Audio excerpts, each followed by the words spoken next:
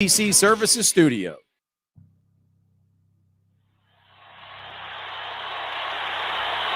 That's his game. They don't get back. Hayward's look at this steal. Here's the steal. 3-on-1. Alley-oop. Oh, my goodness. Marques Maybin. And you certainly are in love with him here in Louisville. Marques in the open floor. Hops incredible. Here comes Maybin off the steal. Oh, my goodness. Get up, get up, get up, get up. Let's get ready for Marques Maybin. You're about midway to the midday with Marques Maybin. And you can call in, I lay back and just listen to Marques Maybin. So sit back and relax and watch Maybin. Break it down like this. Woo! Broadcasting live from the OPC Pest Services Studio. Time for Middays with Marques Maybin on 93.9 The Ville. Now, here's Marques Maybin and Steve Rummage. Welcome back. Welcome back. It's Middays with Marques Maybin. 8150 93.9 is the number. 93.9 is the station. And people, although the game is tonight, it feels like we are putting a bow tie on this college basketball season. Total macro perspectives. I feel like we're going to have a lot of fun and some predictive conversations. Steve Rummage on vacation. Brian Hall in the booth. Let me just say, there was a lot of good basketball this weekend. You know, if you're just a basketball fan in general, I watched the women's Final Four. I watched the men's Final Four. And I have to say, like, the women's national championship was an instant classic. Right. The Gonzaga UCLA game was an instant classic. We're going Right. to watch that shot over and over and over again for 10 years, 15 years, 20 At least. years. And then it sets up for a great national championship game tonight. Also, the other big one was the Stanford South Carolina game. That was a really good one as well in the Final Four. Instant so classic.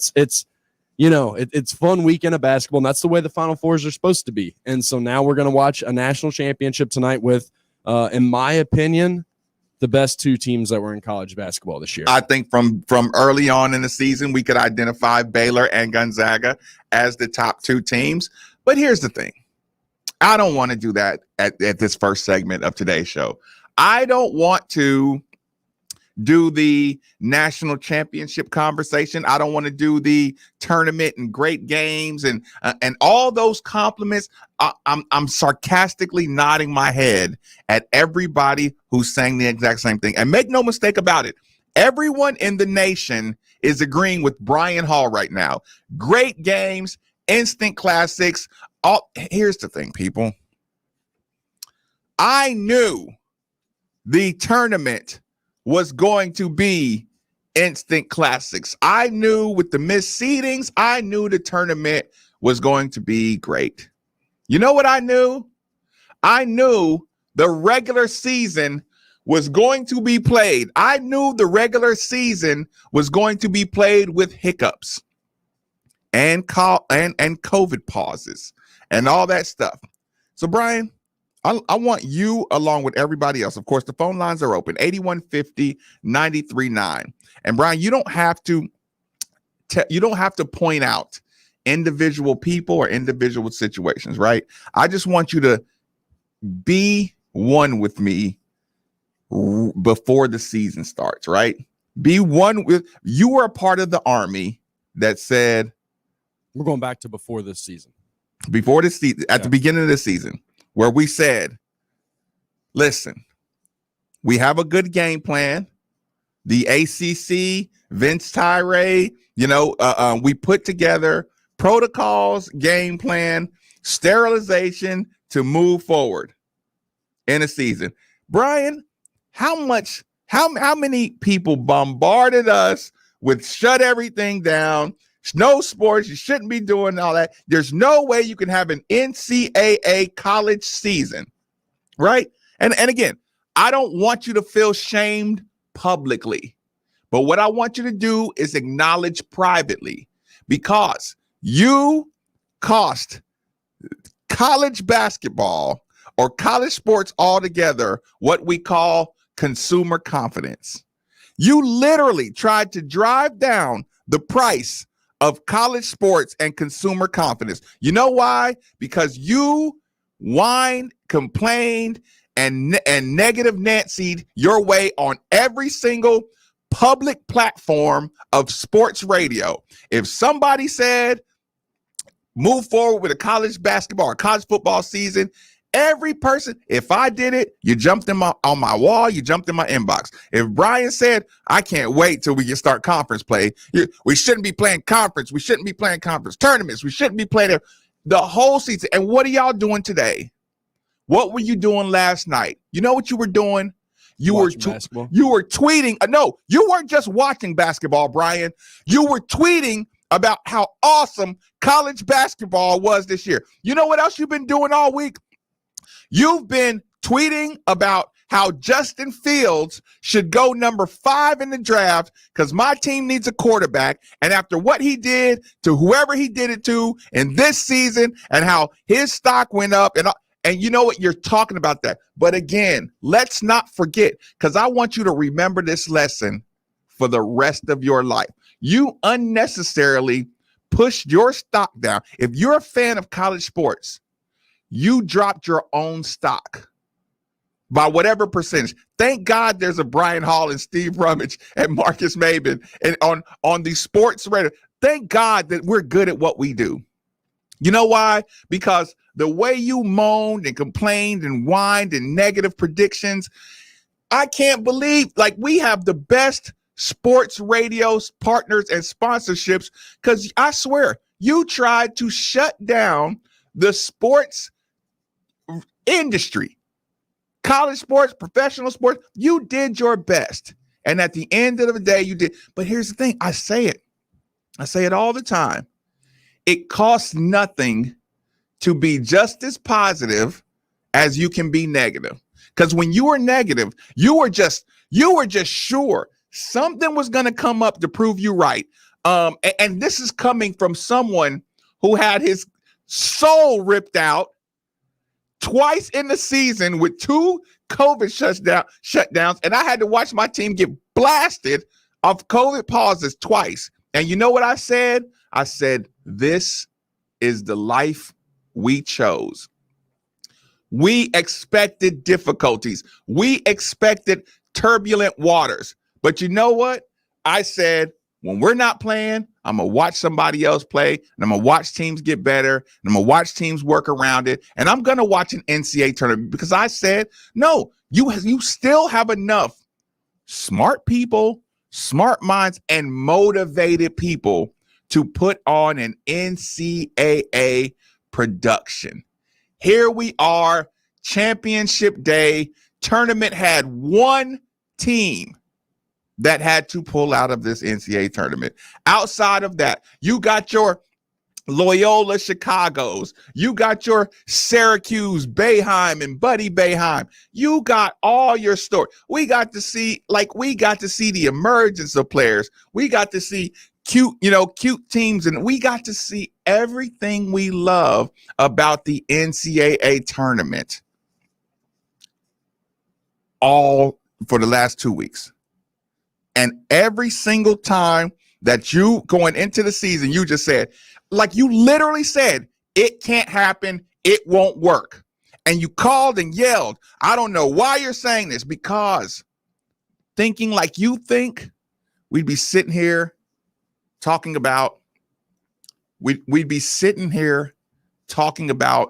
everything else but tournament sports had we left it up to you.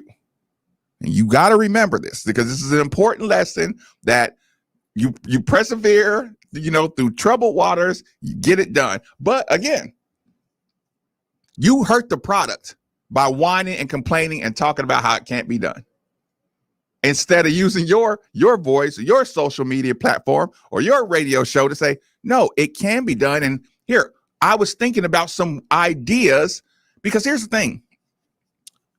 It costs you nothing to spread a good idea about how sports can be played. People read your social media. They listen to your shows. They listen to you too. This is Marques Maybin talking today. the relief, not even just the relief, the pride I feel today for just the entire sport. And trust me, I don't have to sit around and praise the NCAA, and y'all know I don't want to. But it got done.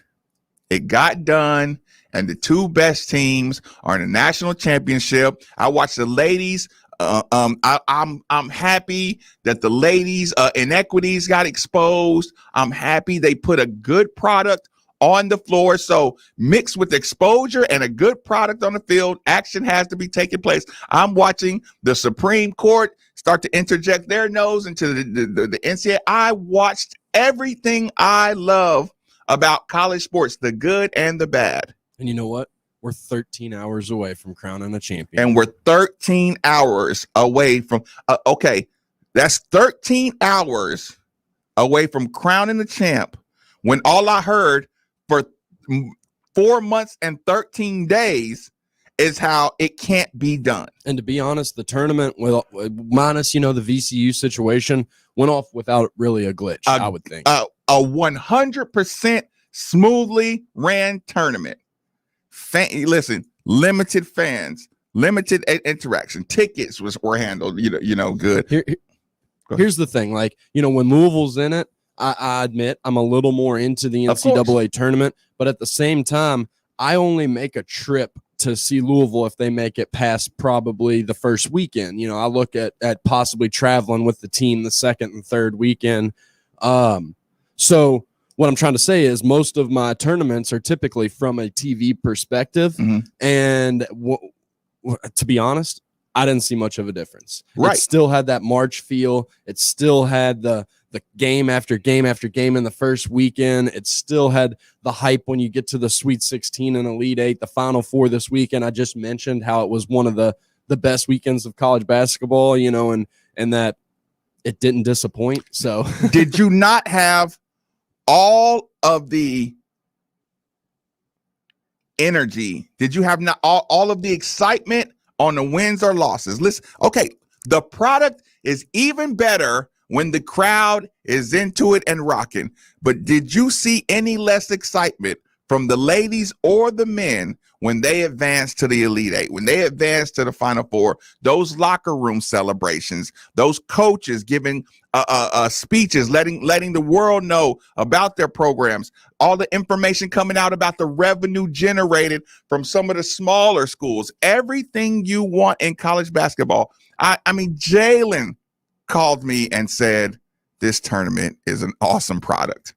Now, I don't know how the regular season holds up. I say, Jalen, the regular season is an awesome product, but right now, what it's popular to do? Everybody sucks. You can't beat Gonzaga, so I don't even know why you play a game.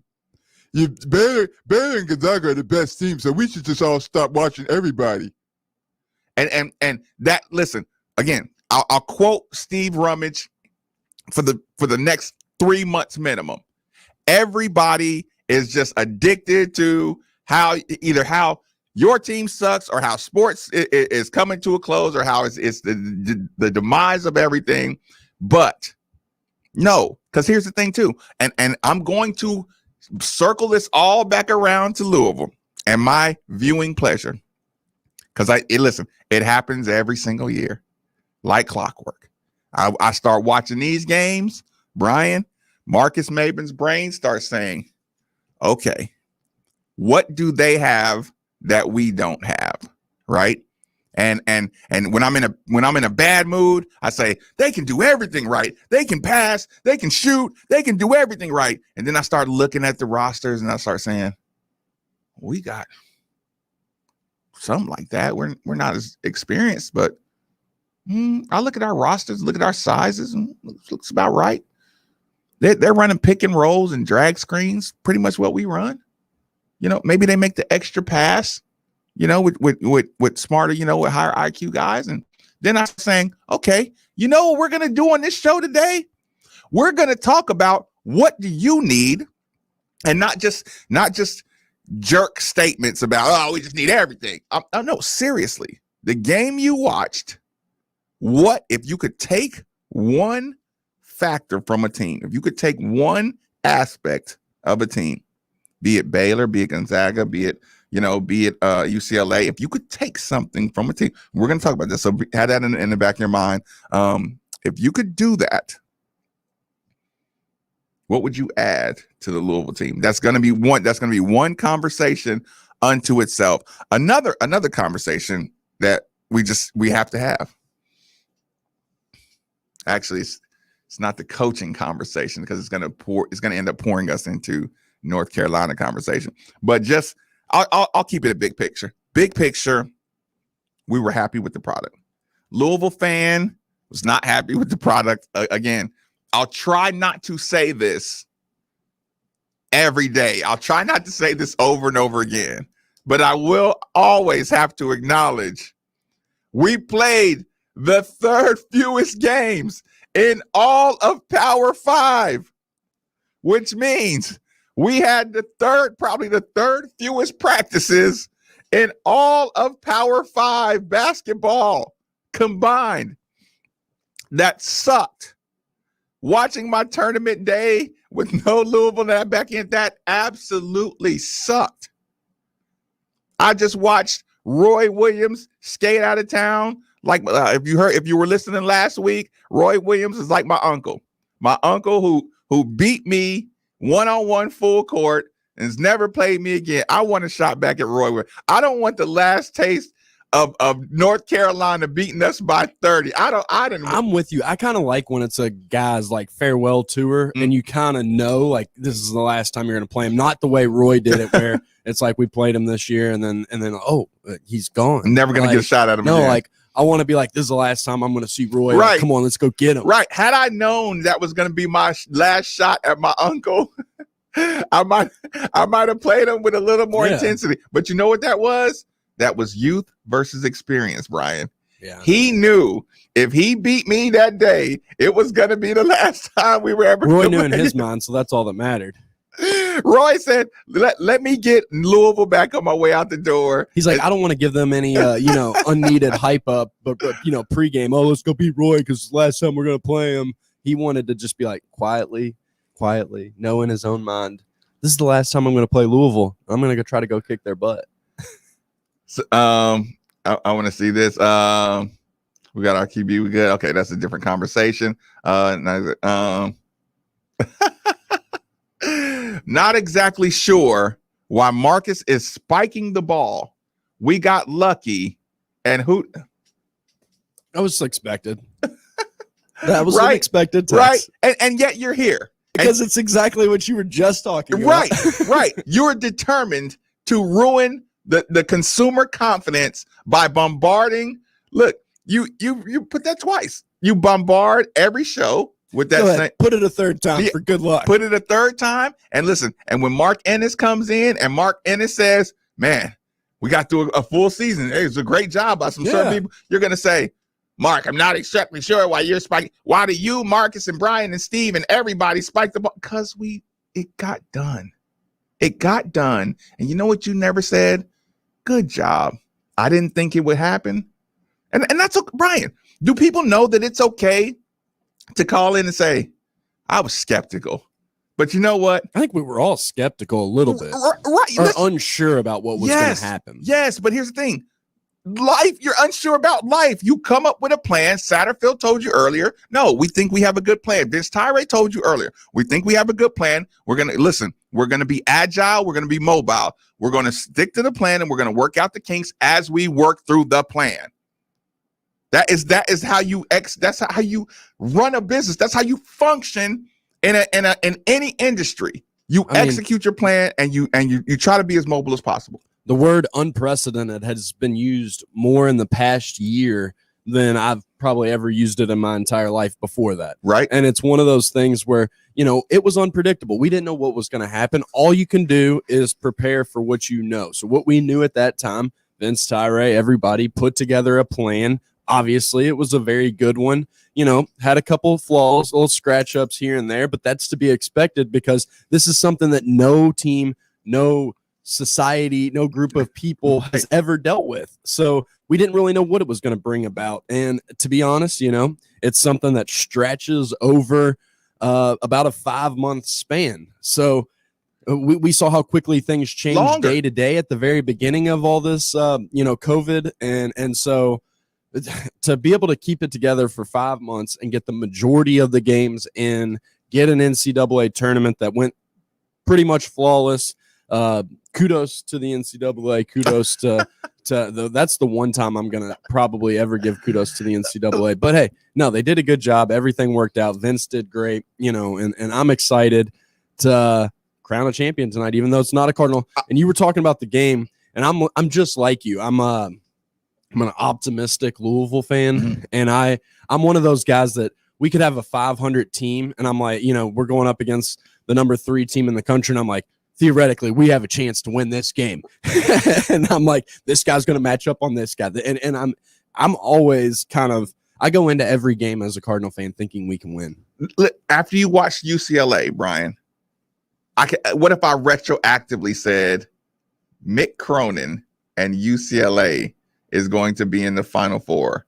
I won't tell you anything else about the season at the beginning of the season. If I could just go back and tell you that, one thing we know is Mick Cronin at UCLA team's going to be in the Final Four. I would have said no way. Listen, but would you have said, do we have a shot?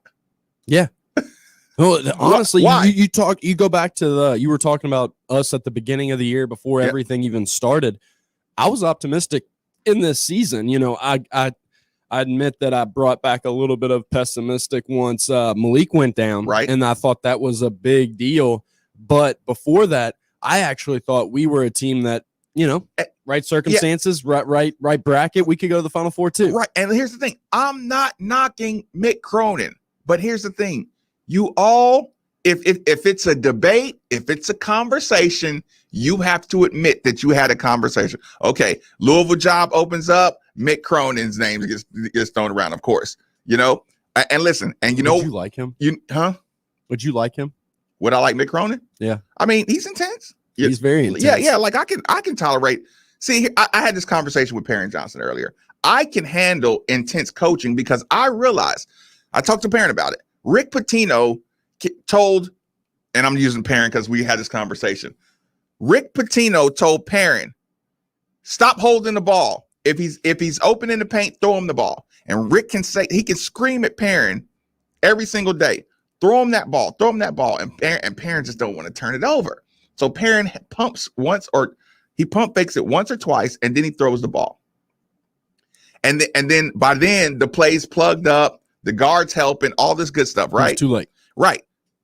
You can watch that in practice. Or if you don't watch that in practice and you see it in the game, you know what he said? You know what people end up saying?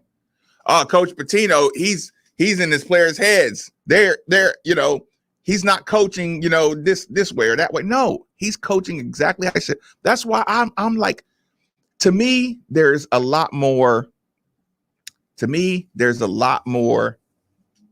a lot fewer bad coaches than people act like. I agree. Like, people think if your team is not in the top 12, you're a bad coach. It's hard to be a Division I basketball coach, and you go through the ranks to get there. You're obviously an assistant for a long time under a lot of people. Anybody who is a Division I coach knows what they're doing according to X's and O's, or at least can put something together. Or can put together a group that can. But getting through to the players and having flawless execution is what separates the average coach from the great coach. And you have to get lucky breaks. You have to get Ju Zhang with a chip on his shoulder out of Kentucky. You have to get, an assistant coach who could have took a job, but he stayed back 1 year. You have to get Drew Timme, who is a redshirt sophomore. Yeah. He's a redshirt sophomore. He has some of the best big man footwork in the country. And it's we gave Pitino so much hell while he was here for the mind games that he would play, the things that he would say in press conferences about a player, the way he would handle certain situations. It's all a process. It's a journey, it's a journey getting Brian. to where you're playing at the top level by the time March hits. And Pitino and other coaches who are at that elite level understand that, and they know each of the players that they recruited. They know how to handle each player they're recruiting, and they're basically playing mind games with them for 3 months to prepare them for the last 2 months of the season. For 3 years. Yeah. Drew Timmy is a redshirt sophomore. 3 years. That's 3 years of development before he looks as good as he looks. Yeah. That's 3 years of him playing behind, or 2 years he's playing behind guys. He's learning to get better. He's learning to compete. He's learning to cut hard. He's learning. But nobody does that in the beginning. But a coach is, managing egos. He's understanding what each player needs, and he's basically coaching each player to develop them for that stage of March. And it's one of those things where the best of the best know how to do it. I mean, you got to mesh all these people together. You talk about people who kind of try different lineups or the tweaks or the different things that people do.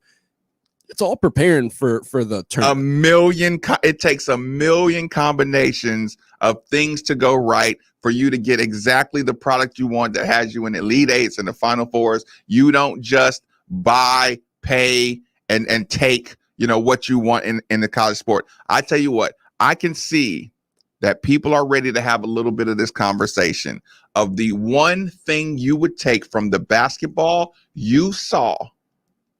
Final Four basketball. Actually, we'll go Final Four. Final Four, because that's where you want to be.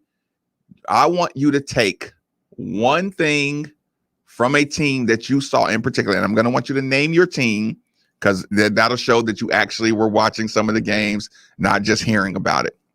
We're going to talk about that one thing you would add. I already see a couple of comments. I already see a couple of things that are making me laugh. I see some really smart people hitting the text line. 3831-939 is the text line. 8150-939 is the phone line. And the YouTube channel is up and running. Made for the Ville, MADEFOR. THEVILLE is on YouTube and the social media platforms. We're going to take our first commercial break. Middays with Marques Maybin on 939 The Ville. Genesis Diamond's first spring sale in 2 years is here this weekend, and they're holding nothing back. Save up to 35% store-wide. Rings, earrings, bands, bracelets, all on sale. Last year's spring extravaganza was canceled, so they're doubling up this year with bigger discounts and expanded selection. Aggressive financing. Designers are here with their entire collections all on sale. Even certified diamond engagement rings are on sale, so don't miss this. Genesis store-wide spring extravaganza Friday, Saturday, and Sunday. Shelbyville Road Plaza. Genesis Diamond's spectacular spring extravaganza is here this weekend. 3 days of phenomenal savings store-wide. You save up to 35% off Genesis already guaranteed best prices. Rings, pendants, earrings, bracelets, bands, and more. Plus special financing. This event was canceled last year, so we're making it bigger than ever this year with twice the selection and double the savings. Get sale prices on all new designer jewelry and GIA certified diamonds this Friday through Sunday only, and only at Genesis Diamond, Shelbyville Road Plaza. Approved credit. Hey, Card Nation, let's be honest. The real estate market in Kentucky is booming. And whether you want to buy or sell a home, now is the perfect time to do it. With interest rates at an all-time low and programs that can get you in a home for no money down. Want to learn more? It's simple. Just call Derek A. Stewart with Dream JP Pirtle. Derek is available virtually around the clock to listen, understand, and help you with all your realtor needs. So don't waste another second. Call Derek A. Stewart at 502-314-9868 today. The national championship game is set as college basketball will crown its next champion. Here comes Suggs, long three for the win. Banks it home! Banks it home! And you'll hear it right here on ESPN Louisville. Step back, open three. Mitchell hits the three. Oh, my! Tonight's coverage between Gonzaga and Baylor starts at 7 o'clock on all ESPN Louisville stations. Final Four coverage is presented by Bill Collins Ford, UPS Jobs, and Kroger. Fresh for everyone. Yeah, it's that good. There's pizza. Good taste, happy face, your place, my place. What's gonna make you happy? It's the smile I see on your face. It's that good. Yes, it is, and we deliver it. Oh, oh, oh. Taste is fun. Yes, it is. We guarantee it. Yeah, it's that good. Verno's Pizza. Yeah, it's that good. Hey Cards fans, Zach here from Great Flood Brewing with a friendly reminder that we have a number of carryout options for you this season. Growlers for beer, bottled cocktails to go, and delicious food, as well as a heated patio, are all on offer at our Middletown restaurant. Growlers, cans, and a patio with heaters are available at our Highlands location. Please stop by. We'd love to say hello and can't wait to see you all soon. Call 502-208-0882 to reach your preferred location or follow us at Great Flood Beer, Great Flood Middletown on social media for updates. Thanks again. I'm former Louisville basketball player Luke Hancock. When the NCAA tried to take away the Most Outstanding Player Award from the 2013 tournament, I got it back thanks to Morgan & Morgan. Morgan & Morgan is the personal injury firm that fights for the people, and their team treats clients like family. Morgan & Morgan changed my life, and if you've been injured in a car crash, at work, or in a slip and fall, they may be able to change yours. For a free consultation, dial #LAW on your cell phone. That's #529, offices Louisville. We opened our first location in 1995. Cox is more a convenience-driven brand, where Evergreen is more of a shopping experience. The bourbon world has really kind of exploded over the last 5 to 10 years. We are always bringing in new barrel picks that were hand-selected by our team. My favorite part is the people. Satisfying what their needs is our top priority. Cox's and Evergreen Liquors are Louisville's neighborhood liquor store. Visit our website, coxslouisville.com. Louisville baseball plays on ESPN Louisville. Grass, track, wall, that ball is gone. As the Cards hope to make another trip to Omaha. Hello again, everybody. Sean Moth here. The Louisville Cardinals baseball team back in action Tuesday, hosting rival Kentucky. You can hear all the Ellison Bodenhausen Orthopedics coverage beginning at 5:50 right here on 93.9 The Ville and the ESPN Louisville app. If it's Louisville baseball, it plays here on ESPN Louisville and the ESPN Louisville app. This is Drew Diener, and you're listening to 93.9 The Ville, live from the OPC Services Studio.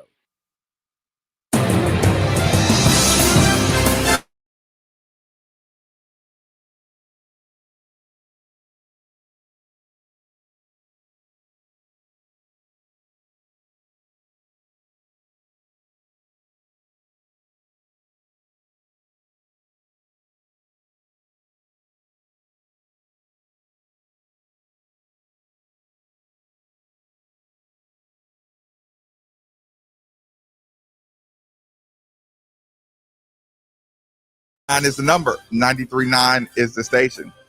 Before I re-rack the conversation that we're going to have, it stems from a question. What do you want from what you saw in this Final Four? What do you want from a particular team that you want to bring to Louisville, that you think it will have Louisville making a deep run in the tournament next year?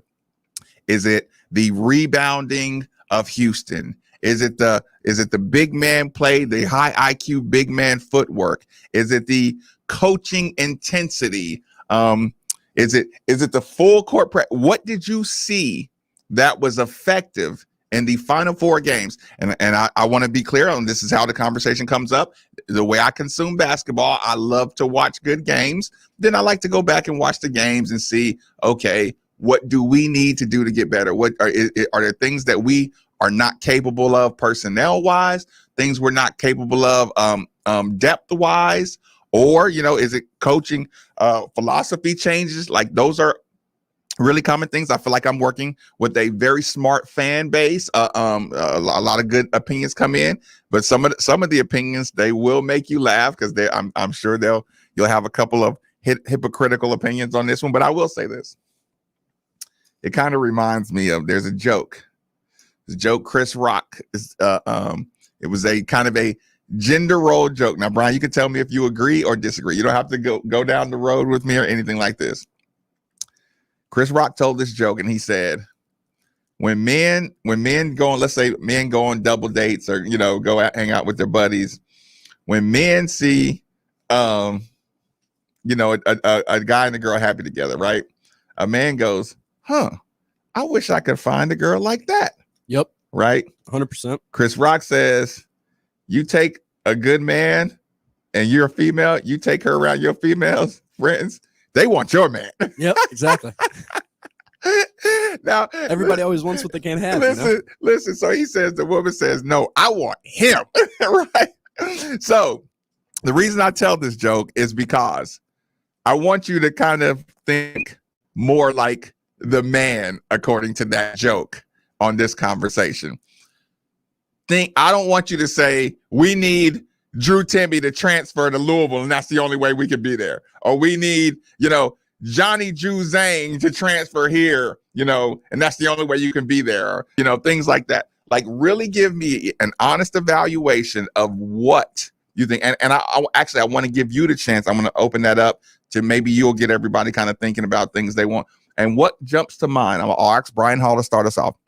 Again, 8150-939 is the number. Feel free to jump in here. 3831-939. I'll do as good a job as I can on the text line. Brian Hall says, what did I see in the Final Four that I need on my team if I could have my one, transferred ability? Well, the main thing that I like is I really like Baylor's defensive intensity. Mitchell is one of those guys. He was the defensive player of the year in the Big 12. And, it was something that I wouldn't say we lacked defense, but if we could get kind of the presence that UCLA has under the basket as well, because we really missed having Malik Williams all year and not being able to really match up against teams that had a true center. I think that was one of our biggest flaws. So if we could add a guy I can't remember the dude's name, the center for UCLA that he has some shot blocking ability. We just lack that rim protector. That's number one. Now I'm not going to say Johnny Juzang individually, but having a 6'6", 6'7" wing that is capable of taking over a game. Now, don't get me wrong. I think Carlik was a guy that we had. You always kind of have that go-to guy. When the game's on the line, who's going to have the ball in their hands? And I was perfectly comfortable with Carlik Jones being that guy for us. But there is a difference between having a 6-foot guy who is the guy that you want the ball in their hands, and having a 6'7" or 6'6" wing that is capable of a little bit more. Yep. And it's nothing against Carlik. There's nothing he can do about it. But having a guy like that makes a big difference. Now, listen, think about what Brian Hall just said. First, he wants a center, a defensive center that can provide presence, a defensive presence in the inside. I asked Brian Hall what he would take from the Final Four, and it was defensive presence in the middle. That's what he saw, what hurt the team the most. Now, you're smart. You listen to the show. Cody Riley was the guy I think I was. Yeah. The Texans actually bombarded me with this. But here's the thing. The listeners of Middays with Marques Maybin, you're smart. You know that I'll say. You know that, and I know you know what I'll say. And I'll say, man, it would have been good to have our defensive center for the entire year to see how much closer we are to being a team like UCLA. I don't think people understand how big of a difference. And I'm not saying Malik. No, this is your opinion. This is your opinion. Go ahead. Yeah. So Malik, I don't think people understand how big of a difference having Malik on the floor would have made. We saw it for a couple games, and that's when we actually did work against Duke and different people like that. But having a 6'9", typically power forward matching up against 6'11", 7-foot centers is tough for Jalen Withers. Malik, I don't think stats wise he would have showed up where people been off the charts, oh, this guy's the best player on the team. But I think his presence on the court would have been the second or maybe third. I'm going to say third most valuable presence player on the team, just based off his defensive presence, rebounding, and shot blocking ability. Of course. Now, going off of what Brian said, first it was Malik, or first it was the defensive presence that I compared to Malik. Number two, he said a playmaker, kind of 6'5", 6'6" wing playmaker. At the beginning of the year, if I told you that Johnny Juzang would have a better year than David Johnson, you might have laughed me out of the room. I would have. You would have. Everybody would have. Because you're talking about a guy who averaged 2 points, 3 points a game, 4 points a game for Kentucky, going to UCLA, and you're like, how much of a difference? How much is he going to go up? Right. Not much. And I'll listen. And I'll give you two options. I'll give you an out. I'll give you, hey, Coach Cal didn't know what to do with him. He was already good, and when he went to UCLA, he could show what he could do. Right. Or I'll give you, He was on a stacked team. He didn't get his opportunities as much. Okay. He's going to have more opportunities at UCLA. Okay, that's number 2. And I'll give you a number 3. Mick Cronin just turned him into a monster overnight. Boom. Right. I'll take option 3. Yeah, because here's here's the thing. Option 3 guy, he doesn't believe that about Mick Cronin. You know what option 3 guy is doing? He's going back to 2-1. No, he's making Mick Cronin better than Coach Mack. Guy who hates Coach Mack is gonna say all the credit goes to Mick Cronin for making Johnny. See how you develop that guy? I want better player development here. Right, better player development like that. Right, 100%. So David Johnson will be the first person to tell you he didn't have the year he wanted. David Johnson got the same pull-ups and the same opportunities Johnny Juzang got, right? David Johnson. I watched UCLA run isolations to the right-hand side, just like David got. I watched Gonzaga run the exact same, open up the right-hand side for his player to penetrate right off the screen and roll, clearing out the right side. You know what they did? They went and got a bucket. Unfortunately, David Johnson caught the yips this year. Yep. Indecisive, turned the ball over a little bit, got a couple of charge calls, didn't use the backboard when he was supposed to. Yep. But what I'm telling you is the talent. Are we not? Is David Johnson not as talented as Johnny Juzang? No, I mean he definitely is. He 100% is. I'll tell you, we got 2 on the line. You want to catch that? We'll go to it real quick. But to your point, it is a lot about opportunity, and that's why the recruiting process is so hard, and that's why you see guys kind of change their minds so often. You get a high-level 3-star, yeah, he's being offered by Louisville, but he knows if I go to Louisville, I'm probably going to be a role player off the bench. Maybe. Or I could go to a Western Kentucky and potentially be a starter. So it's all about opportunity and finding the right system. You know, a guy like Johnny Juzang may go to Kentucky. He might not be, into the style of play that they run, but then he goes to UCLA and the style opens things up for him. So that's why some people get frustrated with recruiting, and they're like, why does this guy go to, it's between Louisville and Western. Why do you go to Western? And it's like, well, because he knew coming to Louisville, he wasn't going to get as many opportunities. Brian Hall is actively recruiting for the Western Kentucky Hilltoppers. Just using them as an example, all right? Let me get to the phone lines. Wayne, thanks for joining us on 93.9. Fire away, my man. Marcus, the thing that I would say is that our 2 guards, and I know a lot of people are going to shake their head at this, and you probably will too, but I think the 2 guards that we had out there were killing us. Absolutely stopping our offense. Mac refused to play 1 guard, which he should have. He should have put JJ in there more. He should have put 1 guard in there. David and Carlick, in my opinion, were very slow to react. We were slow to react on defense. We were slow to react. So are you answering the question? What would you take from the Final Four? What would I take from the defensive intensity and a coach to let your players Wait a minute. Carlick and David, they didn't have defensive intensity? No. Oh, no, man. their quickness killed us. Their quickness killed us. And I was so sick and tired of the way we were coached. You didn't think Carlick and David played good defense this year? No. Oh, no, Wayne, I did not. Wayne, I do appreciate the call. All right. We're going to move along on that one. That's the Mick Cronin number 3. That's the number 3 caller right there. That's the number 3 caller. You fit the bill. Because listen, you just said David and Carlick ball stopped everything. Carlick got good. Did you see a lot of bad shots out of Carlick this entire season?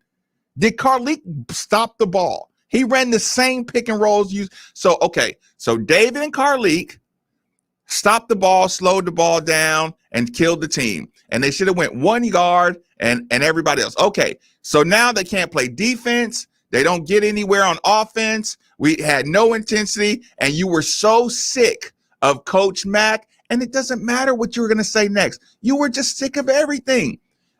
The reason I said, give me one thing and give me the team because I didn't want to open up the floor to complain. Like, that means you didn't have one compliment. You didn't say, okay, we're good right here. We're good right there. Nothing. It was just, we need, look, I get the first, one of the early texts. The same guy, Brian, that says, I want, more big men in the offseason is the same guy that says, we need to bring a couple guards in here. The same person. This is not two different texts. This is, we need more guards. We need more big men. Cake and cake and eat it too. I'll tell you what, we'll get to the second one. Roy, thanks for joining us on 93.9. What's on your mind? Marcus, how you doing, bud? I'm good today. I don't breathe, and I don't agree with that last caller either. Listen, you got to turn the radio down in the background a bit. All right, hold on. Sorry about that. Okay, fire away. Thanks for taking my call. I listen to you often. I know I send you some texts. I check you out at nighttime too. I didn't agree with that first caller at all. I mean, Carl was all conference. You don't get all conference by not playing defense. But anyways, I texted in earlier and said I would like to have a backcourt more like Baylor's, but not exactly Baylor's backcourt. I'm talking about having a 4-guard rotation where you can sub in and our guards ain't got to play 40 minutes. Right. You get half and half, like the old defensive intensity, and it all comes from fundamentals. Like back when we had our 4-guard rotation with Knowles, McGee, Sosa, Smith, guys like that, and then we had it with Smith and Steve and all them. You just got to have a rotation. We didn't have that this year. Plus, I'm all in on you with fundamentals. And that's why I think that the 2 hires that they make as assistant coaches may be the most important pickups that we have in the offseason. We got to have guys that are able to teach. No, 100%. Roy, I do appreciate the call. Listen, and here's the thing. So far, the things that we have, like the thing Brian Hall brought up, the defense, like we have semblance of good defensive leadership in the big man spot. Not as good as the teams we saw, but again, without the development of, let's say, a Josh Nickelberry. Okay, you didn't like seeing David Johnson and Carlik Jones out there. Were you going to go with Charles Minlin and Josh Nickelberry? I don't think so. They weren't getting to their spots. They weren't creating anything. You came into the season hoping Josh was going to be able to stretch the defense and play great defense and handle the ball in spot duty. You were hoping Charles Minlin was going to be able to protect the ball, play good defense, knock down his open 3-pointers, and get to – okay, Charles Minlin was number 13 grad transfer in the country. Injury, or you think he missed. Either way, that's out of the coach's control for the most part. I mean, you can say, okay, you could scout better, but we don't have a problem.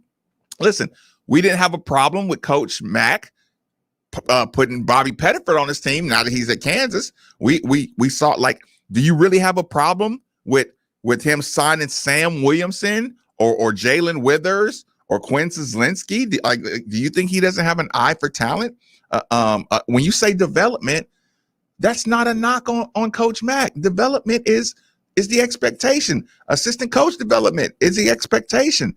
That's okay. But when you're just blanket statement, our guards can't play defense. Like, what did you watch this year? All right, so this is not meant to be a jab at our ex-coaches, but that's why you're seeing changes because, like you said, the assistant coaches are kind of in charge of, practices and developing players, and each of them gets a specific position. Pegues is with the bigs, or in general, or you can have a guy like Davenport could teach me how to post up and not give up space on the block. You know what else he could teach me? Catch the ball in triple threat position and pass it as soon as you see the ball, hit somebody. Said, and this is when Davenport was an assistant coach under Coach Crum. And to your point about the players that we have, I don't think there's any player that's on Louisville's roster that at the time we recruited them was undeserving. Right. That we saw the potential in them. Yes. Sometimes it works out, sometimes it doesn't. It's the new age in college basketball. You see a lot of roster turnover every offseason. Every university is dealing with this. It's something new because I follow 2 universities, And the Hilltoppers fans are going crazy about this too, saying, you know, oh my gosh, can't believe all these players are transferring out. And it's like, well, look at every other university. Every university is dealing with the same thing. So my thing is you bring in players because you believe in their potential, right? And you believe that they can develop into the player you want them to be. Not every player does that. And at that point, you reassess things after every season. I mean, the definition of when you sign on with the university, it's a one-year contract now is in full force. Yeah, that's a fact. I'll tell you what, we'll hit the number 3. Cody, thanks for joining us on Middays with Marques Maybin. Fire away, my man. Hey, what's going on, man? I'm on a break at work, so I'm gonna make it fast. But Fair enough. I think the thing that I want to see the most is just better playmaking, more efficient passes, not turning the ball over so much. I didn't really pay attention to UCLA throughout the tournament and how much they turned the ball over, but I know against Gonzaga, they, I think, only turned the ball over like 2 or 3 times. So I like to see more of that, and I think that Mac is taking steps in the right direction to get playmakers. Like, from what I understand, Al Ellis is a really good passer. Rob West is a really good passer.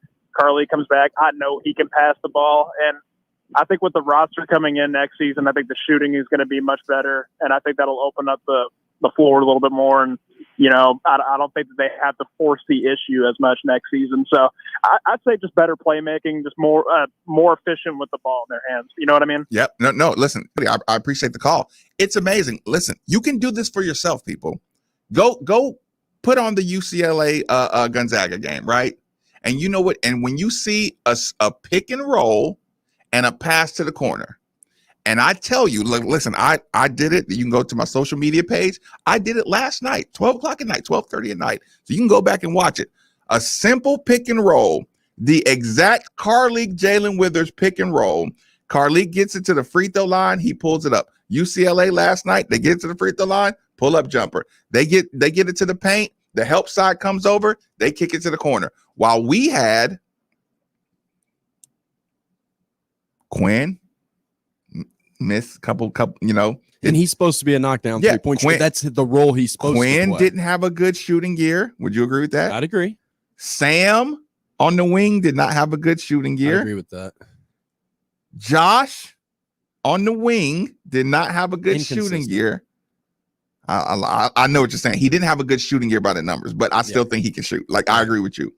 And DeAndre, I mean, he much of a shooter. He hit some big shots, but not much of a shooter. But that's supposed to be Quinn's role. Yeah. So if I tell you Quinn got great looks, didn't hit him. Josh got great looks, didn't hit him. Yeah. Ironically, JJ had the best percentage probably on the wing. To your point, I think our backcourt was one that could compete with almost any backcourt in the country with Carlik and David. And it's nothing against our bigs, but the roles down there weren't quite defined. Right. Everybody was kind of out of position a little bit. We were playing a 4 at the 5. We were asking for guys to play bigger roles than they were expected to this year. Again, a wide open 3-pointer is still a wide open 3-pointer. And you got to hit that shot in college. And to that point, I think Quinn should be at that point where he's able to do that. Yep. And that's a little disappointing because he's been here for a while. He was going to get minutes regardless of whether Malik played or not. Guys like JJ Traynor and some of them, they were guys that weren't expected to play big roles this year, that were asked to do more than they were expected. And I can handle it. Yeah, I can totally handle it. We'll take this one before we get out of here at the top of the hour. Frank, thanks for joining us on 93.9. Fire away. All right, gentlemen. You pretty much kind of stole my thunder, but I will say this to kind of leave off on what you all were talking about.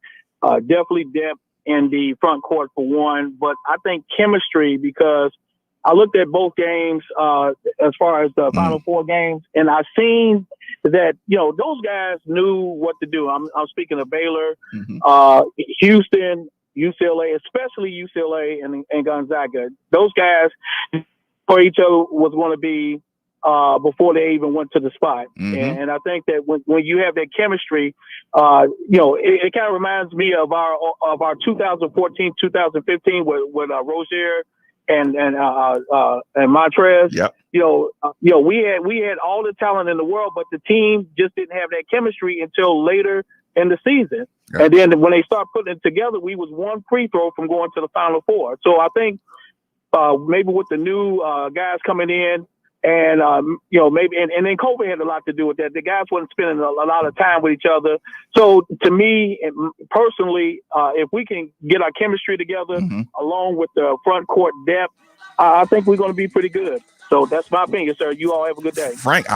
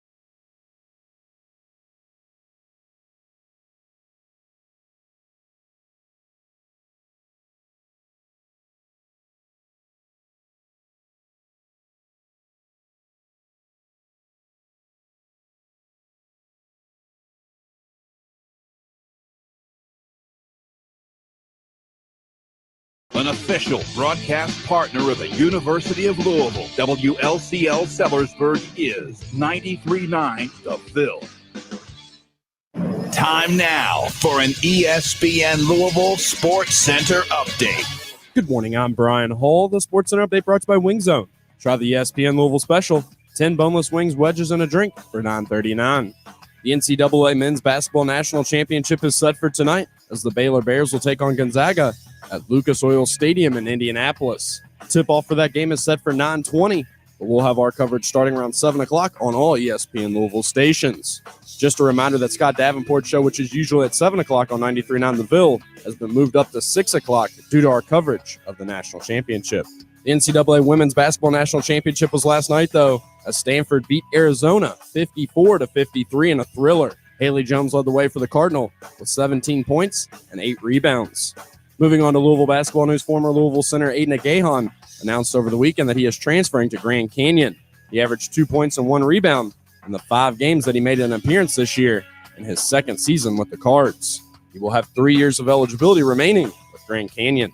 The number 5 ranked Louisville baseball team improved to 18-8 on the year when they won 2 out of 3 games against Wake Forest over the weekend, winning Friday 5-3, winning Saturday 9-7, and losing yesterday 6-3.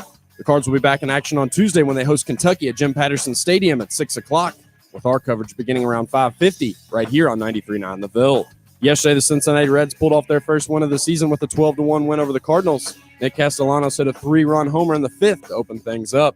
The Reds will be back in action tonight when they take on the Pittsburgh Pirates. And last but certainly not least, just a reminder that we are starting a new show on our sister station, ESPN 680 today. It's airing at the same time as our show from 10 a.m. to noon, and it's called Talking Sports with Dan Issel and Mike Pratt. If you miss it, you can catch it on the ESPN Louisville Podcast Center at espnlouisville.com. Keep it locked here. Middays with Marques Maybin is next. This is Sports Center. Love getting prices that are lower than low on food that's fresher than fresh? Then shop at Kroger. We give you more ways to save on the fresh you love with tools like the Kroger app, where you can find personalized coupons on top of weekly sales, giving you prices that are lower than the everyday low. Kroger, fresh for everyone. Save on your fresh favorites now. You can pick up asparagus, zucchini, or yellow squash for only 99 cents a pound with your card. Kroger, fresh for everyone. Your eyes are unique. The color, the shape, even the way the world appears through them.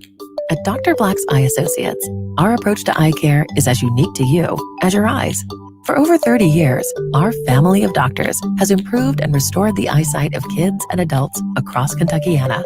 Trust your vision to our local specialists. Schedule an appointment today. Call 888-EYE-CARE or visit have2020.com. Dr. Black's Eye Associates. See life clearly.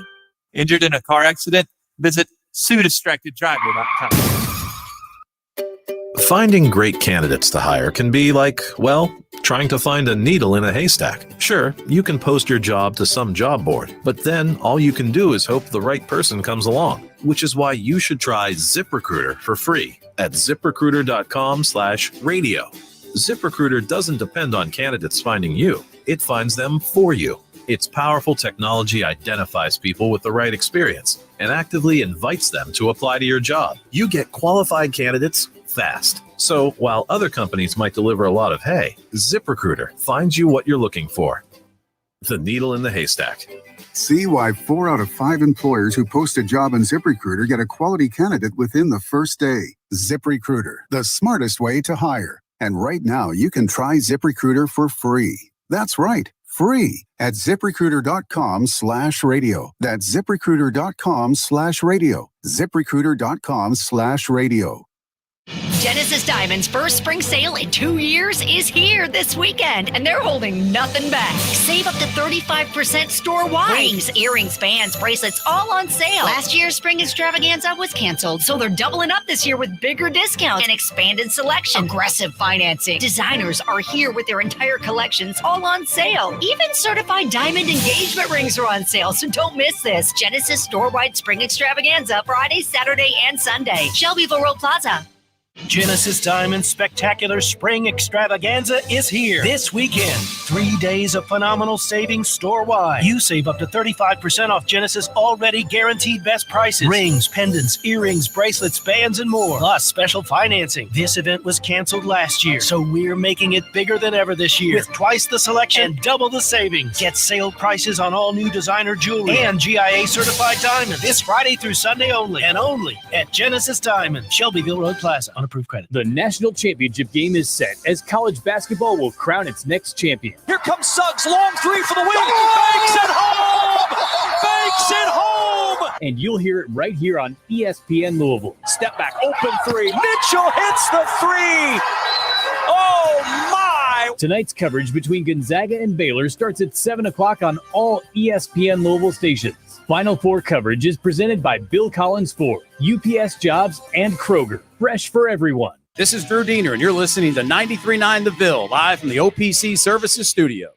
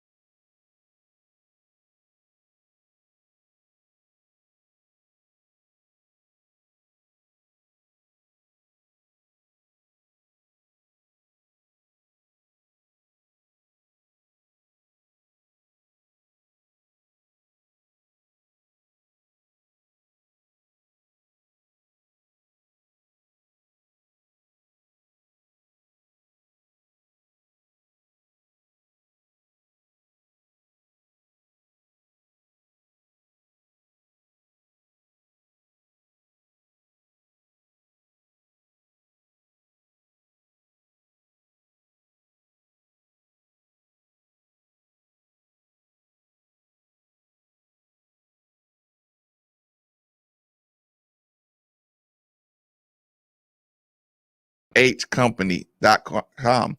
Inquire about that Mitsubishi mini split for that hard to heat, hard to cool room in your home. Again, 968-6222. Or you can look up online at dfhcompany.com. Ooh, it does feel good in here. I'm just going to say that, the weather's starting to warm up, but it's nice and cool in here. Indeed. It's good, and I actually was in the back studio next to the tower. I used to be in a hot box almost, but DFH came in and gave me a nice little vent that shut down right on me. And I tell you what, after that, I was perfectly fine. Miracle now I'm workers. in a nicer studio with no equipment back here with me, no tower at least. So I'm feeling great. But again, this year, ESPN Louisville is your exclusive home in Louisville for live play-by-play of the tournament. And that includes the national championship tonight when Baylor takes on Gonzaga. Our coverage will begin at 7 p.m. on all ESPN Louisville stations. 93.9 is going to join right after Scotty Davenport's show. Just a reminder, Scotty Davenport's show is moving up to 6 o'clock today. So you're going to have the drive from 3 to 6. You're going to have Coach Davenport from 6 to 7. And then at 7 o'clock, all ESPN Louisville stations will go to the national championship coverage with tip-off happening around 9:20. Streaming on the ESPN Louisville app, ESPNLouisville.com, TuneIn, and more. The NCAA tournament on ESPN Louisville is presented by Bill Collins Ford, UPS Jobs, and fueled by Kroger. So here's the problem. We got to veer off of our discussion for a quick second. It's an important thing. It's an absolute necessary evil, especially to college basketball purists. Everybody, we talked about the news. Roy Williams kind of did the sudden retirement, kind of took everybody by surprise. I could understand the frustration of adjusting to the new climate and just kind of saying, hey, it's not worth the level of aggravation if you're in a position like Roy Williams. And immediately I heard the names getting thrown out. The first wave of names, Brian. What were the first wave of names you heard thrown out when the North Carolina job opened up? We heard, Herbert Davis. Yeah, Hubert Davis. We also heard Scott Drew with Baylor. I did. We heard the UNC Greensboro coach. We heard, we heard some of the crazy former players. We heard the Jay Wrights out there. We heard the Jay Wrights and we heard Jay Wrights and all those. I mean, everybody was going to get thrown around for the North Carolina job. Right. Wes Miller was that UNCG. Hey, speaking of UNCG and Wes Miller, Brian, you remember a long time ago, long time back in the day, more like the early Louisville tournament, right? You remember we were going to play this team, I think it was UNCG. Yeah, we were supposed to. Yeah, you remember we said we thought they were one of the better teams in that, MTE event at Louisville. We thought. Yes. Brian Hall, Marques Maybin, Steve Rummage. You know what we say? We say this team is a big time threat. There's an older roster. Thought them, Western Kentucky and Seton Hall were kind of the marquee matchups. We're good teams, right? What if I told you, Brian, that you were mocked for saying UNCG is a tough team and very well coached? We were mocked. And 3 months later, Brian, one of the top candidates for the University of North Carolina head coaching job is the coach from UNCG. What if I told you that, Brian? Would you want to retroactively want to DX chop? Yeah, pretty much. That's about the only thing you can do to say. I mean, we basically said they were going to be conference champs. We thought they'd be in the tournament and things like that. We're like, this is a chance to get a win, RPI win, move us up, net win, move us up. Yes. So remember that too, and add that to the list of we told you so's. We're running out of space on the notebook of we told you so's. And yes, Texter, I am spiking the ball yet again. So North Carolina replacement coach, the conversation comes up. And on Thursday or Friday, whatever it was, April Fool's, I was almost agitated. I shouldn't let myself get agitated, but it was like you don't think Mark Few would pack his bags and go to North Carolina? And I'm like, no. They're already Nike. They already have a footprint across the West Coast. They like Louisville, was really ahead on the grad transfer market. Again, Gonzaga, like Louisville, was already first dibs in grad transfer market. And you know what benefited Gonzaga in the grad transfer market, Brian? What's that? Something I talk about right here.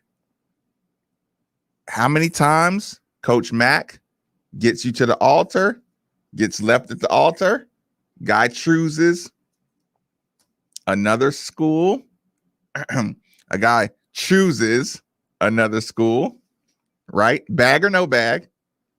Okay, there was something at the finish line that Louisville didn't have or Mac couldn't provide to get a kid to go here, right? That was Gonzaga. That was good recruiting. That was good early talent evaluation out of Gonzaga, because that's what they had to do. They had to build relationships with talented kids early on to at least get them to take visits to Spokane, to consider Gonzaga a place for a better recruit. And then you know what? When the wave comes around and the transfers say, you know what? I should have looked at that Gonzaga thing a little more closely. Now you're at the point where, Gonzaga Coach Mark Few can say, no, we're rolling. I can get my pick of the litter, not quite pick of the litter, but I can get effective grad transfers. I can listen. They're going to get Chet Holmgren. Well, honestly, it's probably not a tough sell anymore. I mean, Mark Few can speak from experience. He can say, look, I've had opportunities to go other places as well, but I've chosen to stay here because I believe in what we have here. Which is one of the most important things, and it's overlooked. The fact that here's the thing. This is what North Carolina has to be careful of as well. And I'll paint a little picture for you. It's happened to me before. It may have happened to you. I hope you're lucky enough for this to have happened to you. Have you ever turned down a girl in high school and the word got out that you turned her down? And all of a sudden, your status— You're the cool guy? Yeah. All of a sudden, your all status— the girls want to try? Right. Amongst the ranks in high school elevates, right? Oh, yeah. Everybody uses the jocks to elevate their status. Listen, come on, man. Also, try from the other end. If that girl broke up with you, you're bad. Your name's bad on these streets. Yeah, you're done. Yeah, you dated her and she dumped going you? Down a tier. Yeah, right. So here's the thing. You're a tier 2 guy, right? Listen, you can't hang in this hall. You can't sit at this You're no table. longer a starter. You got moved to the bench. But I say this because the reason I said on Friday that North Carolina was going to have to do an in-house hire is because North Carolina can't afford to publicly have the Gonzaga coach say no. You can't make a run at Mark Few. You can't make a run at Drew. You can't make a run at outsiders to coach the North Carolina job unless you know they're coming. Now, does that mean the best guy for the job is out there and you're basically taking him off the list? Yes, but the consequences of having the top guys, of Jay Wright saying no, of you name them, any of the top coaches, the consequences of having these coaches tell North Carolina no puts you in Indiana shoes. And fissures happen in your program when you bring in outsiders. You know why? Because programs are run almost like I want to say good programs. Everybody's kind of on the same page. Everybody has built up a level of trust of working together for the longest. Everybody can go to, okay, I know Rasheed Wallace or Jerry Stackhouse would never do anything to disrespect the North Carolina family legacy. Nope.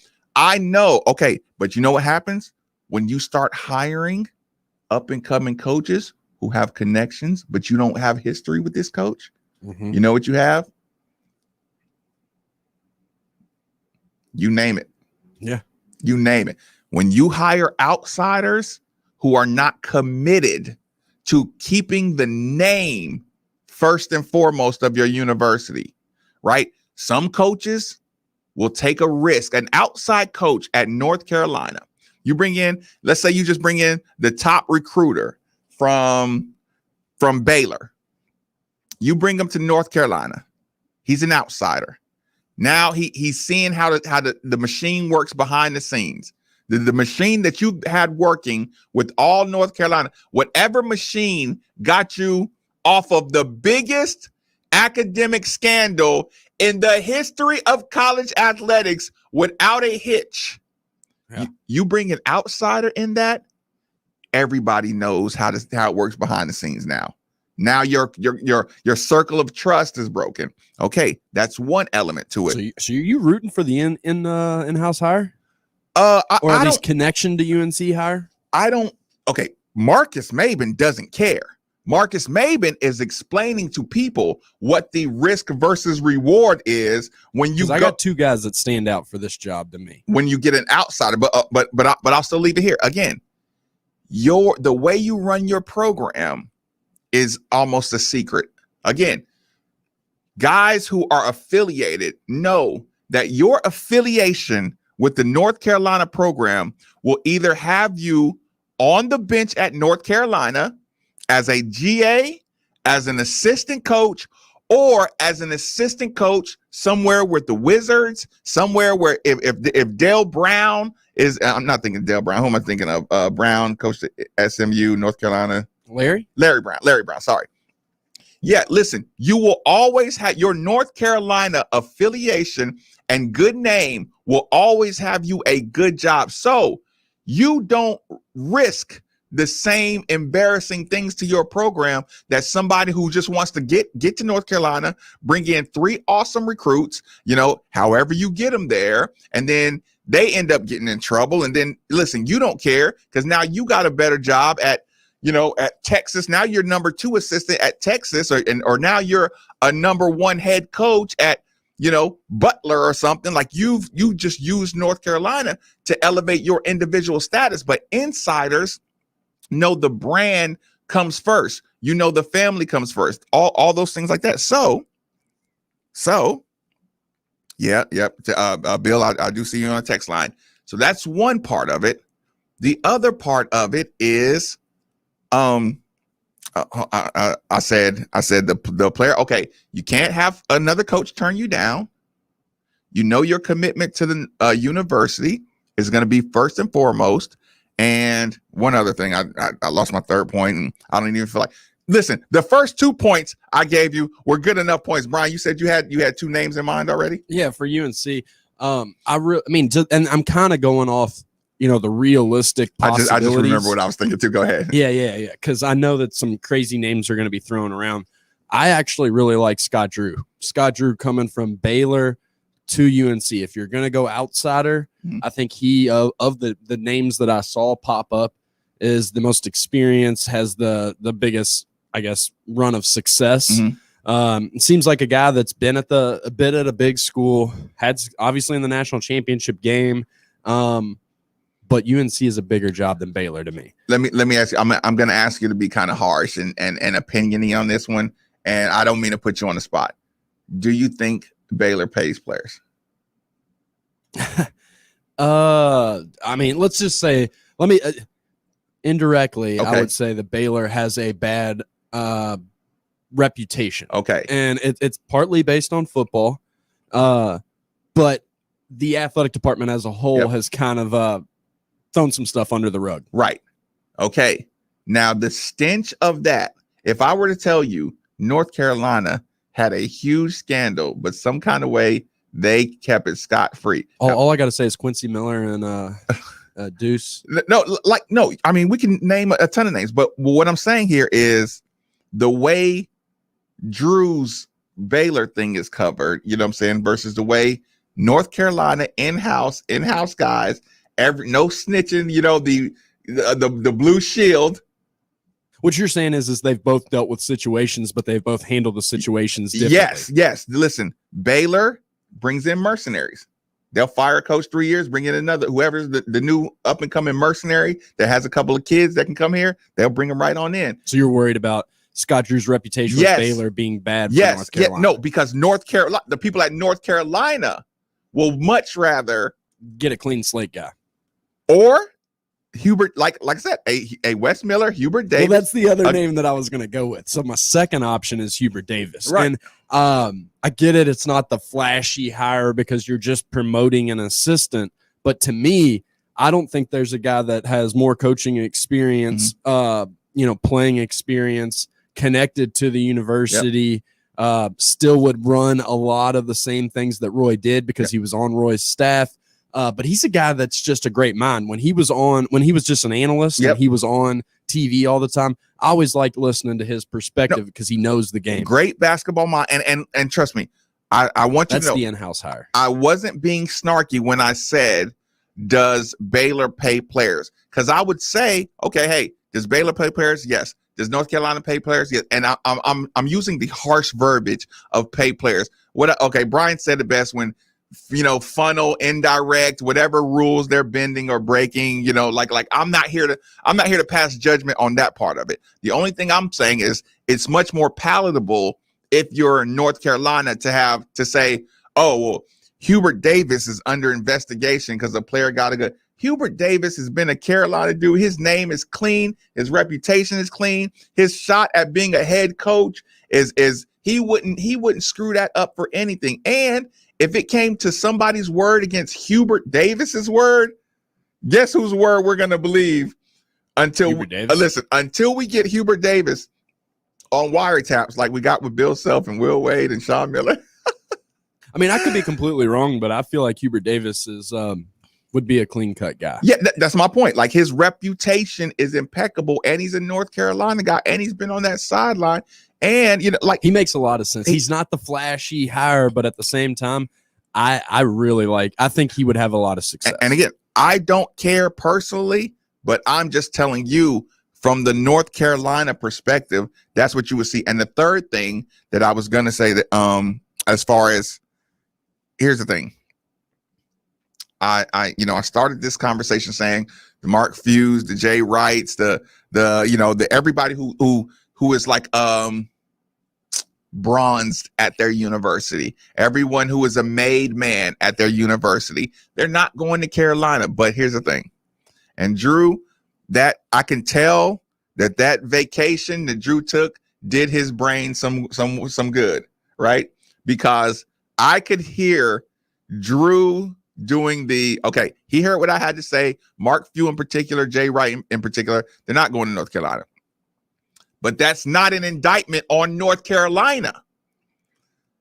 Them not wanting to go is saying quality of life they're building right there. It's still too much of a horizontal room. There's no need for that pressure. There's no need. The money, like I said, money matters, but the money's not going to change, especially when both schools are already Nike. They're already getting taken care of, especially Gonzaga. Like Gonzaga has its own market now. It's the Duke of the West. It'll be fine.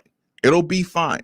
With that being said, I listened to Perrin and Process and those guys say, well, everybody would want to go to Gonzaga. Why would you go to Duke? Or why would you go to Kentucky? Or why would you go to IU? Or why would you go to anywhere else? But settle down. Settle down now. I mean, if I know I can go out there and play, it's like, okay, well, wait a minute. As the recruiting goes up for Gonzaga, more money, more problems, y'all. Like right now, you get the grad transfer you want, and you get your rotation, and listen, everybody gets nice little stats because we play a WCC conference, and everybody's kind of happy because we get to come out here and run up and down and get on the highlights, and hey, get about 3 more dudes in there when that playing time gets a little squeezed up, and all that 1, 2, 3 together. Guess what that starts going into? Gonzaga transfer ends up at Louisville. Gonzaga transfer ends up at Texas. The same way they transfer in, Brian, when they see their minutes start to drop, because we're getting more talent here. And I'll throw in one little nugget that I want you to keep in the back of your mind. Gonzaga is literally on the cusp of history, of 26-ish year history in running the table in college basketball.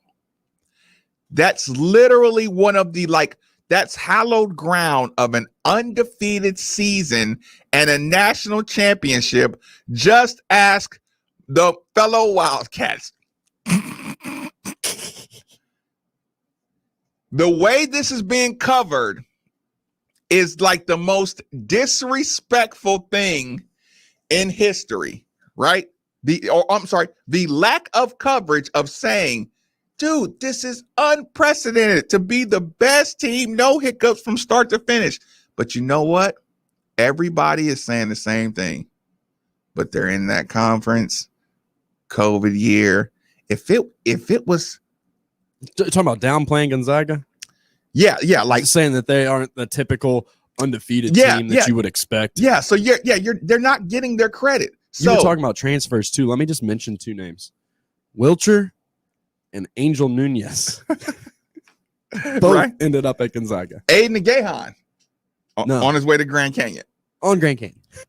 Quick question, Ryan. Okay. And I'll open up to the phone lines. And then I'll go to the phone lines after this question. Actually, I'm going to ask the question. Did we talk about Aiden yet on Grand Canyon? We haven't. Okay, I'm going to ask you this question and I'm going to go to the phone lines. You know, Scott Drew's brother's out there now. Yes. Bryce Drew is the coach of Grand Canyon. Aiden Agahan going to Grand Canyon. Don't answer this yet. Do we consider that a step down? And is that more of an indictment on Aiden than coach? Mike, thanks for joining us on 93.9. Fire away. Thank you, Marcus. First of all, that question you just asked, I hope you don't mind if I answer. Go ahead. So, it's about 2 steps down, and I think it says more about his potential and lack of playing as a youth. You know, like starting really late in life, having all that talent or all that potential, but it just wasn't there. Playing in a pretty bad high school league, and dominating at that size. So I think it definitely says something about, just maybe a miss on that potential and just didn't get hurt. Just got hurt too much to develop. So that's my opinion on Aiden. Right. My calls about some of the things that our issues. We have plenty of issues, but I wish people get off Max back. I tell you that because, we're going to beat a dead horse here, but Dre Davis was probably supposed to play about 10 minutes a game this year coming in, and he ended up playing 30. Charles Midland hurt, Malik hurt, the guys out of position, man. I thought we had a pretty good year for what he had to deal with. Those guys weren't supposed to play 30 minutes a game. My biggest issue is this. 2 out of his 3 years, because Darius Perry just wasn't his guy or wasn't the kind of guy that fit this program. We've had point guards that play 40 minutes a game. And I know it's a feather in your cap to play all those minutes, but not at that position, man. This year was perfect going in because we had David could give Carlik rest to take over the ball, vice versa, but we didn't have anybody to put in for him.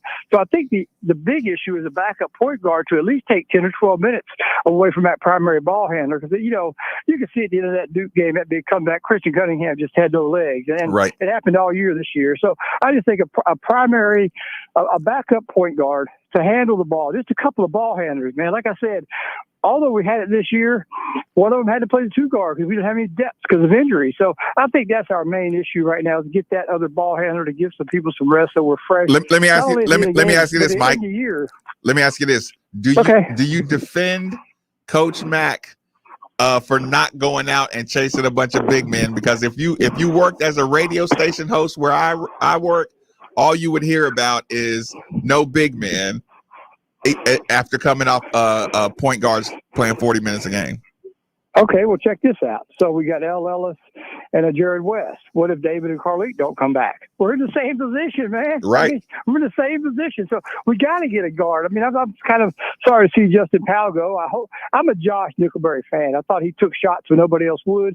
They looked good. They didn't go in, which is important. I understand, but he can defend 4 positions. I hope he stays and he's healthy. I think he's got what it takes to be that guy. But we still need another guard. We need another ball handler, man, because I don't even know both these guys can handle the ball. But I'm not even sure either one of them is a primary point. I just think we need a primary point right now, another guard to get some depth. And, we've got big guys. Hell, we got Quinn, we got Jalen, we got Malik. We're good on the big guys right now. It wouldn't hurt to have another big center in case Malik gets hurt. But the fact is, I want guards, and I want guards. I don't want guards to play 40 minutes a game, Marcus. I don't want that. I want them to be fresh at the end of the year. All right, thank you, guys. I appreciate it. Listen, I do appreciate the call. No, that's funny. Again, I don't get discouraged with that conversation because you absolutely have to. Like, you always need more guards that can handle the ball. You always need more point guards. You always need more big men in foul trouble. Like that's life, Like every time you watch a game on TV, when Johnny Juzang gets in foul trouble, what's like? We need some more depth at the wing, some guys who can score. I feel like guards always win in March too. I just feel like the teams that have a dominant kind of go-to guard or wing typically do well. That's one of my points that I made earlier. I was like, obviously I think the main thing that Louisville would take from any of these Final Four teams is a big man presence that could, provide some defense. But my second one was I wish we had a taller wing that could take over a game. And it's one of those, usually the team with the best player on the court wins the game sometimes when it gets to March. I have to read this release. It just hit my phone 2 minutes ago. I feel like this is Louisville obligation stuff right here. Per Kenny Klein, sports information director of the University of Louisville, graduate transfer, West joins Louisville's basketball team. Jared West, the career steals leader at Marshall, who has scored over 1,200 career points, has signed a financial aid agreement to play his final collegiate season with the University of Louisville in 21-22. We're super excited to add Jared West to our program, said U of L head men's basketball coach Chris Mack. Jared knows how to run a team and is one of the best defensive players at his position in the country. He's a coach's son who is an exemplary teammate and competitor. His ability to shoot and take care of the ball is such a bonus for our team. We can't wait to get Jared here in June. 5'11" guard from Clarksburg, West Virginia. Average conference leading 6 assists a game, 12th in the nation.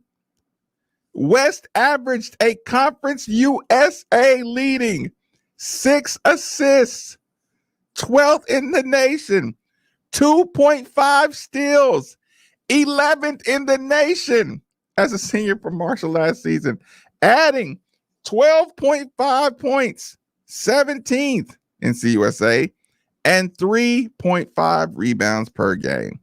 He connected on 41% of his 3-point goals in 21 games as the Thundering Herd posted a 15-7 record and finished third in the Conference USA East standings with a 9-5 record, selected to the 2021 All-Conference USA second team and CUSA All-Defensive team. His 2.86 assists to turnover ratio also led CUSA.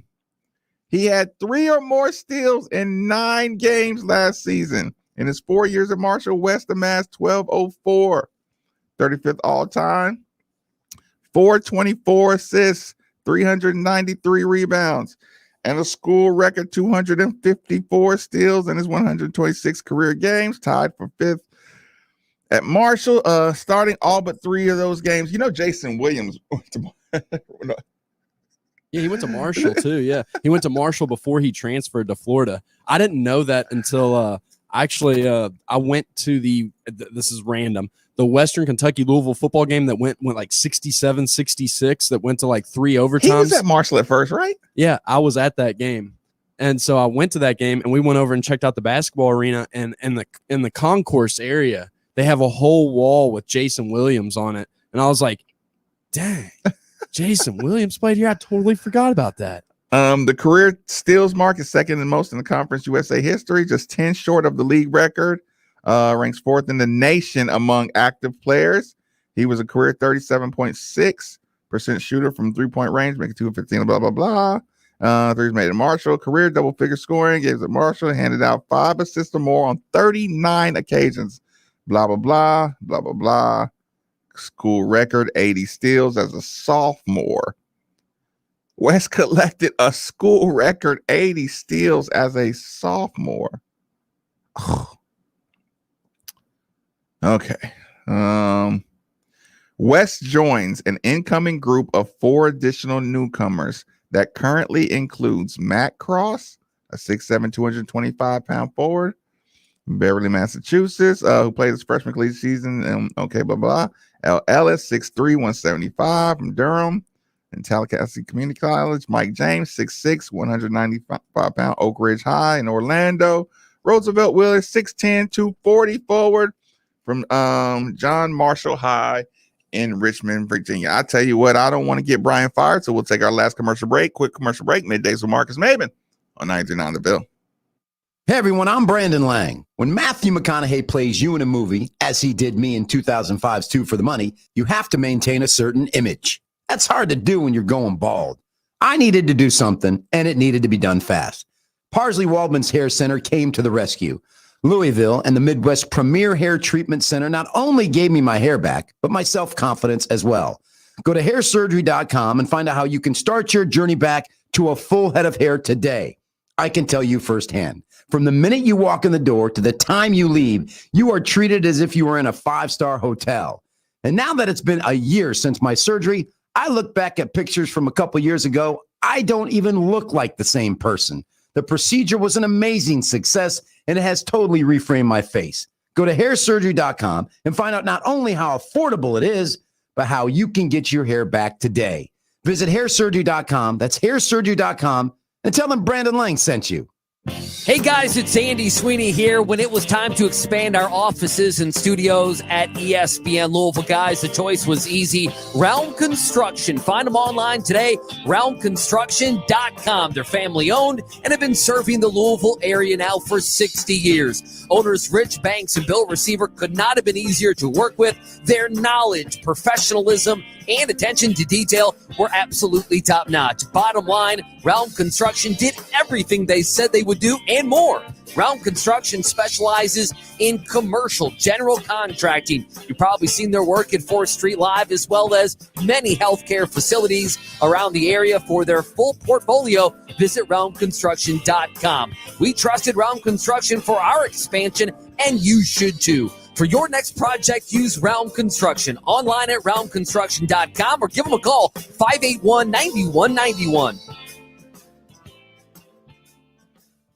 Louisville baseball plays on ESPN Louisville. Grass, track, wall, that ball is gone. As the Cards hope to make another trip to Omaha. Hello again, everybody. Sean Moth here. The Louisville Cardinals baseball team back in action Tuesday, hosting rival Kentucky. You can hear all the Ellison Bodenhausen Orthopedics coverage beginning at 5:50 right here on 93.9 The Ville and the ESPN Louisville app. If it's Louisville baseball, it plays here on ESPN Louisville and the ESPN Louisville app.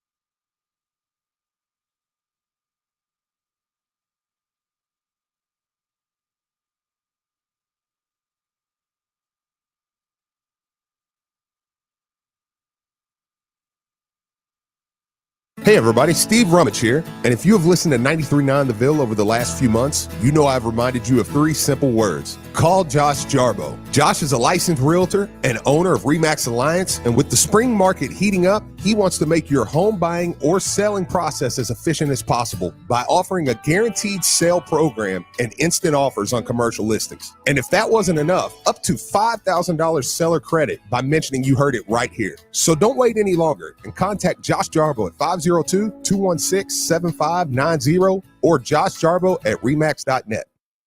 Now that sports have officially kicked off, there's only 4 things missing from your playbook. 4 pegs. Looking for great smoked wings? 4 pegs. Looking for juicy barbecue and award-winning chili? 4 pegs. If you're just looking for some cold craft, tap, can, or bottled beer? 4 pegs. And the best part about 4 pegs is it's right around the corner at 1053 Goss Avenue in Germantown. So you better get over there fast because the word is spreading. And while you're over there, be sure to ask about their food truck and other catering services. This is Drew Diener, and you're listening to 93.9 The Ville, live from the OPC Services Studio.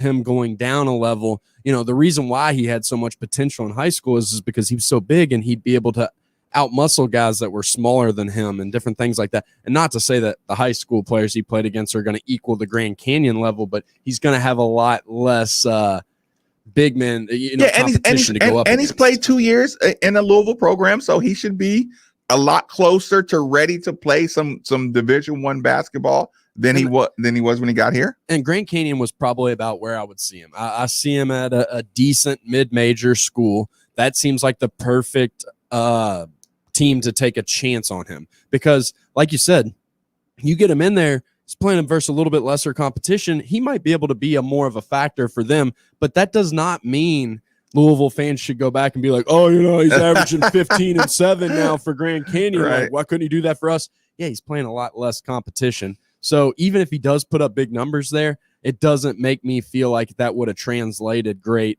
at the University of Louisville. Now, I know that's kind of hypocritical when you sit here and say, yeah, we're bringing in a Marshall kid who averaged 14 points and I'm expecting him to make a big difference. But I think Aiden's a completely different story. It's a completely different situation.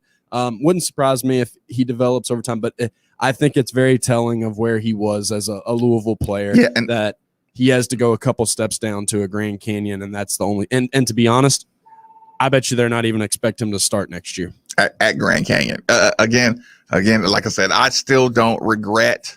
And when I'm in my criticism mode, I still think I could have stole some minutes with Aiden Agahan here at the University of Louisville. My coaching style, I'll admit, my coaching style would be a little different from Coach Mack as far as freshness, not just mental freshness. Like I said, I would be more of a conditioning guy. I would take more of the super conditioned approach rather than, but every team needs something different. So I like I said, I understand where he's coming from, but like I said, I want my guys to get to the bench, clear their heads for 2 minutes. Even if it does cost me a couple points, I feel like a fresh mind, I can re-seize the momentum. I can go on runs like that. So yeah, that's just kind of a philosophical difference on that one. And the North Carolina conversation. The North Carolina conversation, it's not Roy Williams specific. The North Carolina job is, and here's the thing. I understand the hype for the moment Gonzaga thing.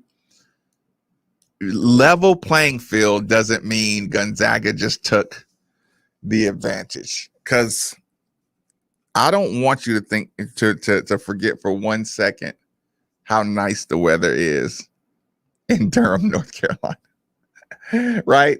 I don't need to tell you the pace of the city. Not far from the beach. It's not far from the beach. The pace of the city is conducive to some good basketball. So while I'm saying I understand why Few and Wright and all those guys wouldn't even consider it, I do say, like, listen, slow down with your Gonzaga over Kansas and Indiana and Carolina. And again, the Duke one is getting interesting because Coach K, he's getting up there. Yeah, and everybody's eyeballs immediately turn. I'll bet you in the next 3 years. Yes, for sure. Everybody's eyeballs immediately went right to Coach K the moment Roy Williams retired.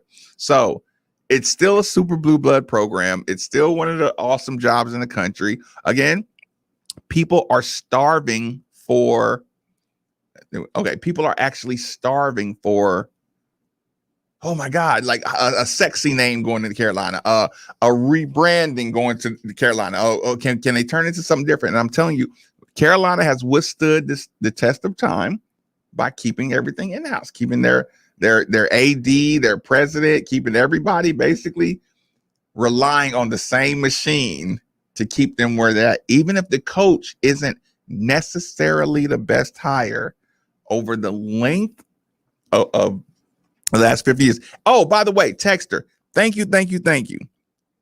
I said 26 years. Texter said more like 45 years.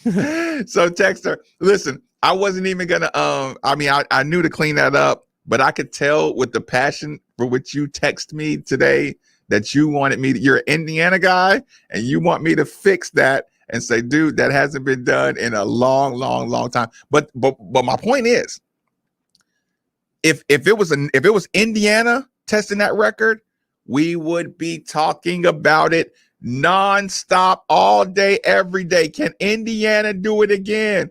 Gonzaga gets the if they do it, we're going to asterisk it, so it didn't really matter. To your point, though, I think North Carolina, most people would agree, is one of the top 5 probably tradition-rich programs in college basketball right now. So they should be able to do what they want and have their choice.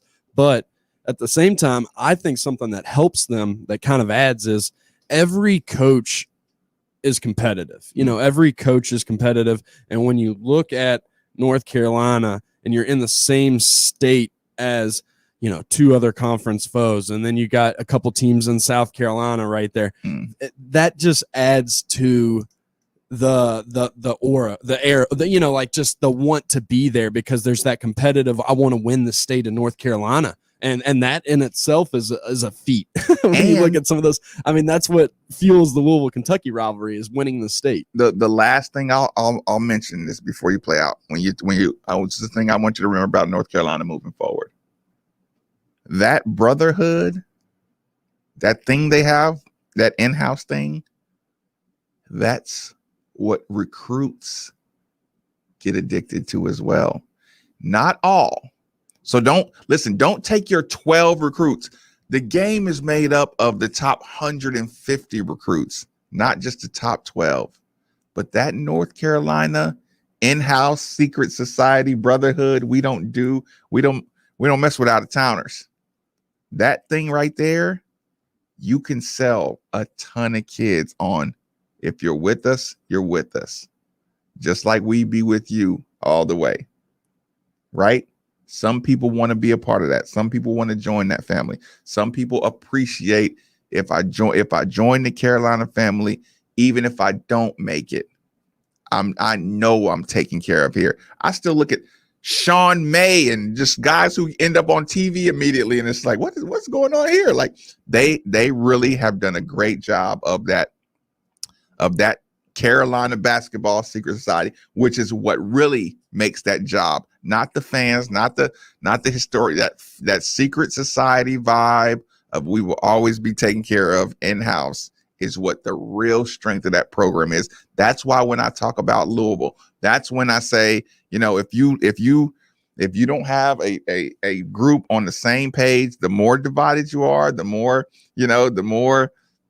you're teared at, the more you bring in unfamiliar reason. When you used to say, I want to have an assistant coach from here, I want to get some assistant coach from there, and I say, you got to have a tie with these assistant coaches, because they have to know that we're all going to sink or swim kind of together. You can't just have mercenary assistant coaches. You can't just have mercenary GAs, because you see that never ends well at all. Monday tonight, national championship night.